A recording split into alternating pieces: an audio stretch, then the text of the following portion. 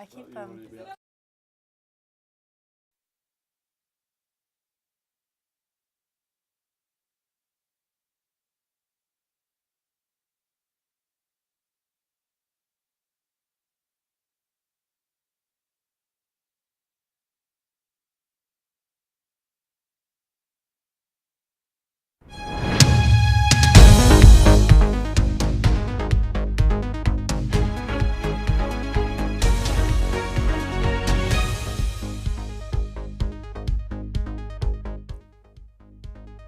Hello and welcome to Quays News. I'm Grace Maley. And I'm Inez Baruch. Our top stories today. Shocking figures have revealed that police have been called 9,000 times to McDonald's branches in Greater Manchester in the last 2 years. Incidents such as sexual harassment, robberies, drugs and violence have been reported, with the majority of these being in North Manchester branches. Manchester City Council are introducing electric-powered black cabs in a hope to reduce its carbon footprint. The cabs will contain fume protection, Wi-Fi and roof windows and are built to be more comfortable for the cabbie and their passengers. Toys R Us have announced this week they will close all 100 UK stores after failing to find a buyer.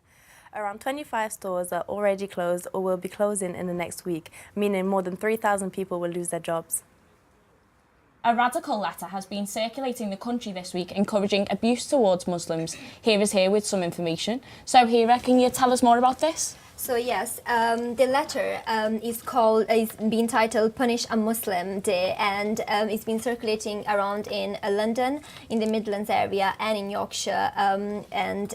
Basically, they are encouraging people to verbally and physically abuse Muslims in the country. There is a list of awards based on the severity of the hate crimes, such as if you verbally abuse a Muslim, you will get 50 points.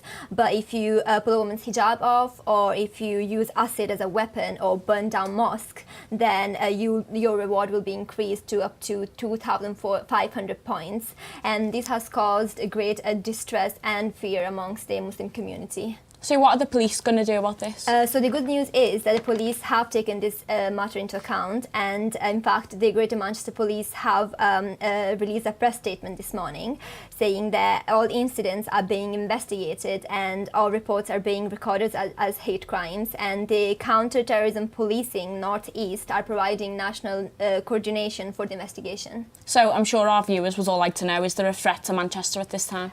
Fortunately no, however 4 MPs including Afzal Khan, who represents Manchester Gorton, have received suspicious packages, including the letters and some substances. But the police are trying their best to take this matter into control, and for now there is no threat in Manchester. Thanks, Hira. Student fees are constantly on the up, and in some cases students are not just paying for tuition fees. For some courses, £5,250 might seem a lot, but it only covers teaching, lecturers and seminars without the extras. Our reporter Grace O'Hare has been investigating the cost of courses such as fashion design at the University of Salford, and how donations from previous lectures will help future students cover the cost of their expenses. Former fashion lecturer Barbara Baldwin has left money to the University of Salford to help finance projects such as placements and research visits. Yesterday, we went along to the fashion students' end-of-term show to investigate how much students spend and how they are able to afford all the extras.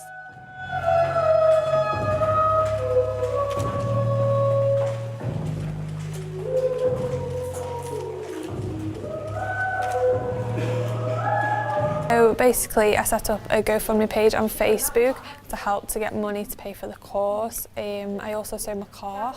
I sold my car for like nearly £1,000, I think it was. I sold clothes and shoes and everything just to get the money. Well, for the placement, I'm looking at London at the moment, but I would love to have gone like abroad to Antwerp or somewhere. The main cost is sort of like the fabric and the art materials mainly.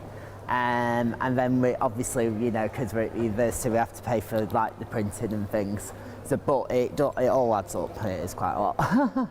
This week, an Office for Students survey found that only 38% of students say that tuition fees are good value, and that there is a lack of clarity on how their fees are spent. Students had to pay for the venue, materials, entertainment, and models to put together the full show. This cost them over £1,000 in expenses.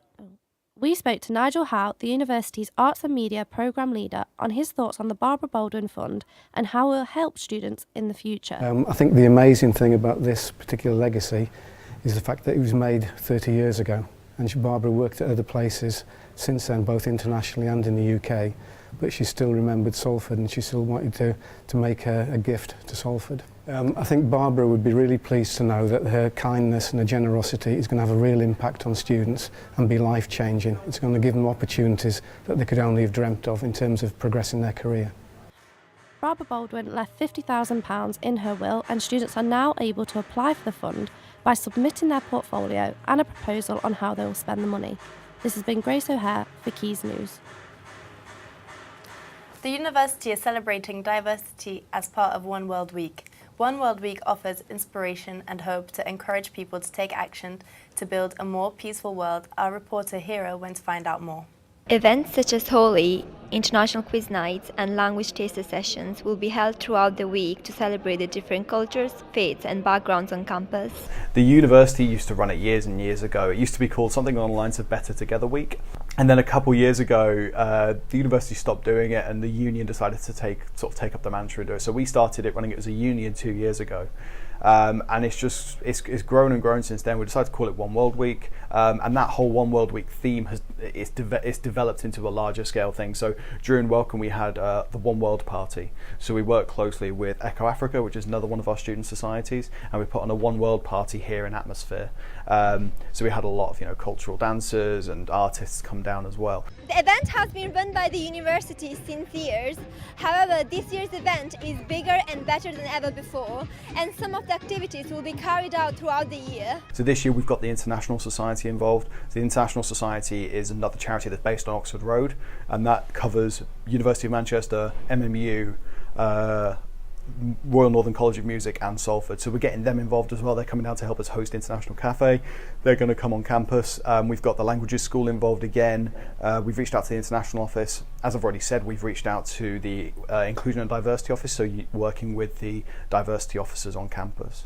The university has had a positive response from students, some suggesting to host more events like this on campus. I feel this is the first kind of event that I've gone like this. I think that it needs to be more for all different kinds of cultures, just because it's more inclusive, and it just I think more knowledge about different cultures, it just helps that, so people aren't so ignorant and there aren't stereotypes against different cultures. It just makes everything better because they just understand people better. So yeah, I think definitely need more events like this. Hira Nasir, Quays News. Pets at Home has today announced that they are to stop selling rabbits over Easter.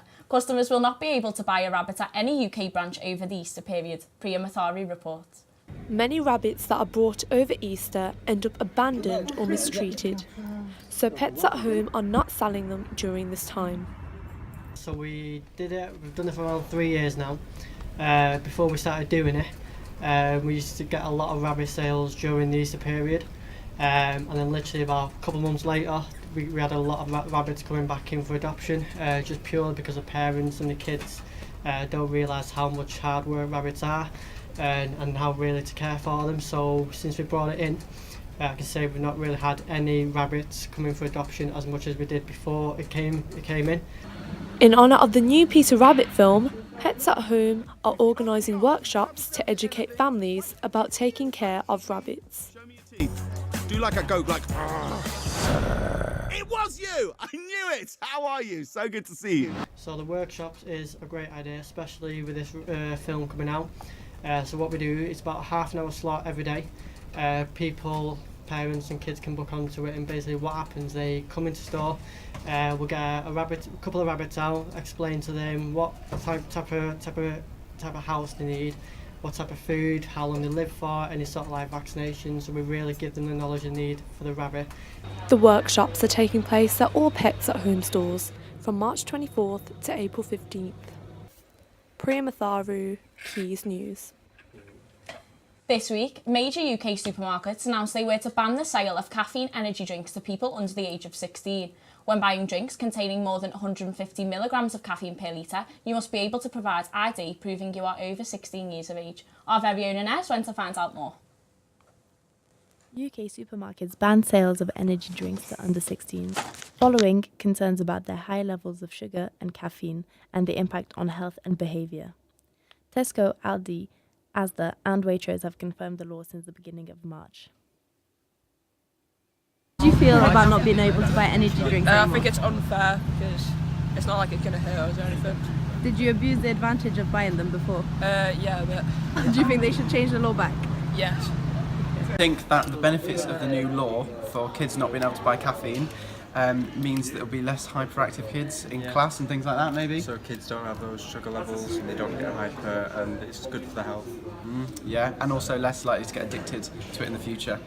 Do you think there are any disadvantages? It tastes good, so the kids might be missing out. Yeah. But there's other substitutes for that, like orange juice. Exactly. Yeah, I don't think there's any disadvantages actually. It just seems weird banning them from that type of thing. Do you think it's fair? Question. Fair. In terms of... Fair on the kids? Yeah, fair on the kids or fair on... Okay. I don't know, because I think they're still going to get access to it if they want it, really. They're still going to get hold of caffeine somehow. So at the end of the day, I think in terms of fairness, I think it's going to be kind of... It's not going to do them too much harm, like drugs or anything. Yeah, keep the rule there, see how it goes, really. Yeah. I think it's fair. Yeah. It's been a busy week in the Champions League. Jess Williams is at Old Trafford with all our sports news. Hello, I'm here outside Old Trafford, the home stadium of Manchester United, who were recently knocked out of the Champions League at the last 16 stage after a disappointing performance ending in a 2-1 defeat by Sevilla. Also in football, Chelsea went out of the Champions League at the last 16 stage as well, with the Barcelona forward Lionel Messi showing an error-ridden display in the Nou Camp, becoming the second player to reach 100 goals in the Champions League. And in rugby, England coach Eddie Jones has apologised unreservedly for offensive comments he has made about England. And in rugby, England coach Eddie Jones has apologised unreservedly for offensive comments he's made about Wales and Ireland, calling the Irish scummy. Talking about the Irish. Okay, let me just go from. And in rugby, England coach Eddie Jones. I'm fed up of saying and in rugby.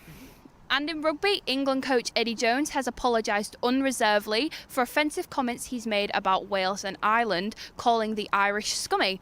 Talking about the Irish, Ireland could win the Grand Slam at the Six Nations if they beat England at Twickenham this Saturday, after they beat Scotland 28-8 last Saturday. And tomorrow is the Gold Cup day at Cheltenham, with races throughout the day. That entertaining sport. We've got a very busy week in entertainment in Manchester this week. Julie is here with all our entertainment news. Yeah, so last night, one of the biggest names in pop played a special gig right here in the Northwest. Kylie Minogue played an intimate gig at Manchester's Griller Bar last night. The 80s pop star performed for around 300 fans, singing an array of her hits. The show was a tease for an arena tour that starts later on this year, aptly named Kylie's Golden Tour.